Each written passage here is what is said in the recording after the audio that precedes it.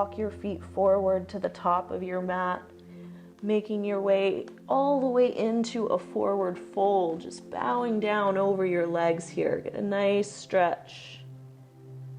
Let your head and shoulders relax down, feeling length through your spine. Now separate your feet hip distance, or maybe even a little bit wider. Okay, I'm going to guide you through this stretch. It's really yummy and juicy. It's a little bit pretzel-y, but hang in there with me, because pretty much everyone I've ever taught this to can do it. So hang in there with me. Okay, so with your feet nice and wide, you're going to bend into your knees a comfortable amount. Then reach your right hand back through your legs. Rotate your heart towards the left. Circle that left arm down and around behind your back. Then see if you can wrap your right arm under that right leg and get a hold of your hands. And if you can't quite get there, bend your knees more. Once you have a hold of the right hand, start to lift your hips up, pressing back through that right knee. Roll your left shoulder back, and you are going to get such an intense big stretch behind the right shoulder. Rolling the rib cage around, look up over the left shoulder. 1, 2, 3, 4, 5. Gently return to center, releasing the bind. Fold down over your legs. You can bend your knees right and left a few times, just kind of letting your body sway. Okay, then we'll try that on the second side. Whew. So coming back to center, you want to reach your left hand back through your legs. You can begin to rotate your heart towards the right. Circle that right arm up and back, dropping down behind your back. Bend your knees as much as you need to get the left arm underneath the left leg, reaching back for the right hand. So once you have the bind, begin to straighten through your knees, pressing back with the left knee. So you really, especially the left knee, wants to go as straight as possible. Then roll your right shoulder back, deepening the twist. Breathe slow and steady.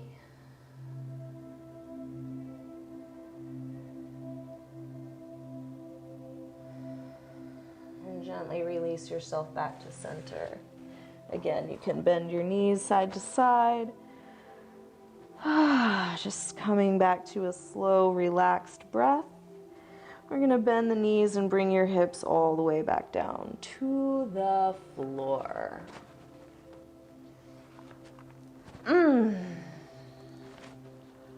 Whew, how are we doing?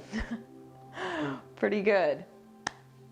Okay, we're going to start to move a little bit deeper now. We've got kind of all the different areas of our body warmed up and loosened up. So we'll just come to a bound angle pose, bringing the soles of your feet together. Hold on to your ankles and lift up your spine, rolling your shoulders down your back. Take a deep breath in. And as you exhale, gently lean forward, extending through your spine, feeling length out the crown of your head. We'll take one more big long inhale and stretch. Then exhale and release, letting your head, neck, and shoulders roll down towards the floor. So breathe 3 or 4 good deep breaths here in your bound angle pose, letting your knees fall open to the sides. Let your hips begin to open. Let your head be heavy, relaxing behind your neck, relaxing behind your shoulders, and just let your breath be slow and steady.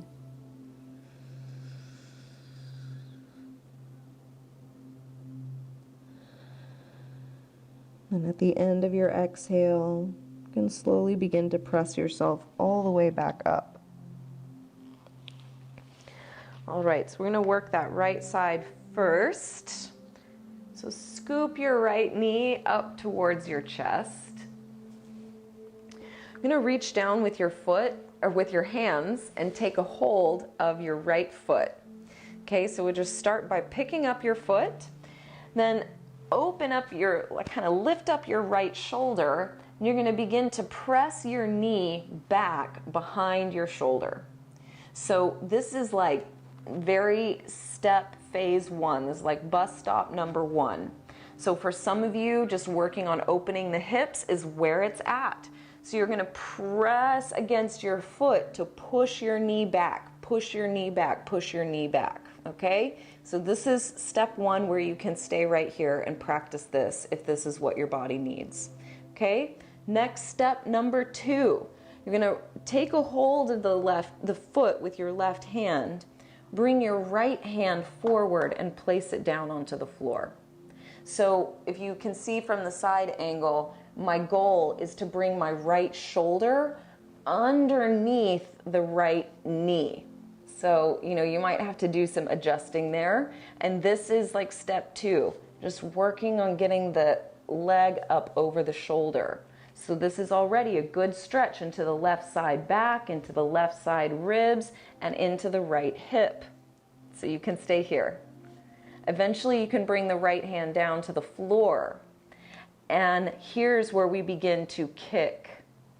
So this is like step number 3. Just little by little by little, kicking out through the leg until eventually the knee goes straight. But you'll notice that the right shoulder wants to go forward. So here's step number 4. As you get the leg extending, you press the right shoulder back into the leg. Press against the earth with that right arm and lift up through your spine. Take one more deep breath in, finding your perfect edge. Yo! And we'll slowly release the right leg back down. Coming all the way back to center, you can bring the soles of your feet together and your knees open wide. Take a deep breath here. Notice what you feel. Right leg, left side. So we'll prepare for the next round, working the opposite leg. Okay, so we'll just hug the left knee in. Start by taking a hold of the foot. So phase 1 is just pressing the knee back underneath the left armpit. So this is a big hip opener already, just as it is. This is also the precursor to getting your leg behind your head. We're not doing that today, but you can see where it goes. One thing leads to the next. So pressing, pressing, pressing the knee back, back, back, back, back. Eventually you'll release the left hand through the legs, either bringing your hand to the floor or like up under your calf and helping to wedge the shoulder underneath the knee. This might be you today. This is fine. It's a little awkward. This one is not going on the cover of Yoga Journal, but it's a good stretch nonetheless. Okay, we're going to place the left hand down, pressing against the floor. You'll begin to extend, extend, extend, extend, kicking, kicking, kicking. And I think that's about where I stopped today. So just kicking, extending the knee as long as you can, then eventually rolling the shoulders open. It's like looking underneath the right arm, pressing the left shoulder back as you try to lift and find length in the spine. Breathing here, one more deep inhale, then exhale. We'll slowly release the pose. Gentle, gentle. Take your time coming out of it. We'll come back to our Batakanasana, bound angle pose, with both knees falling open to the side. Just gently walk your hands forward to whatever degree.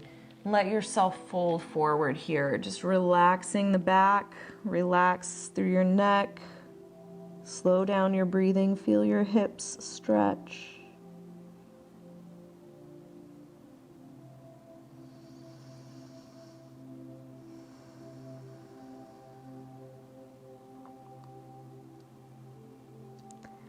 Slowly walk your hands all the way in and all the way back. So you're going to recline all the way down onto your back with the soles of your feet together and your knees open wide. You can circle your arms overhead, letting your elbows fall open, and we come to a nice reclining bound angle pose, letting your hips relax. If you need to kind of adjust your pelvis or adjust where your hips are or adjust your spine, just set yourself up so you can be comfortable in this pose, allowing the hips and the chest and the shoulders to open. Slowly descending into a deep state of relaxation. And you can stay here and enjoy this posture as long as it feels good to your body. And when you feel ready, you can begin to extend your legs out in front of you.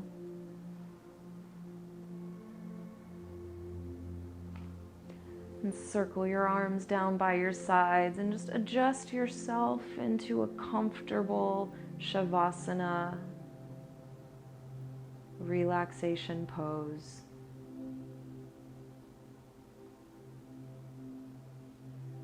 Tune in. Tune in to the frequencies in your body.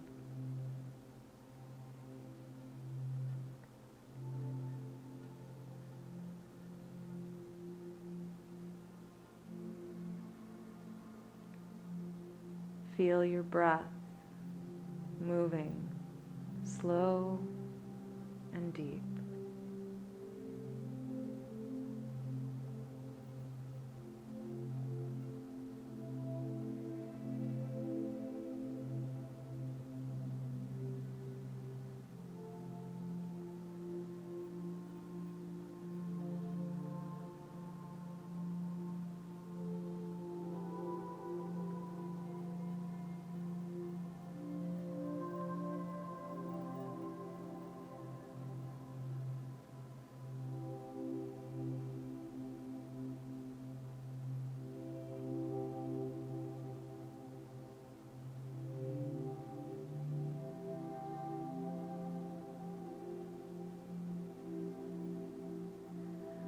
Slowly begin to wiggle your fingers and your toes,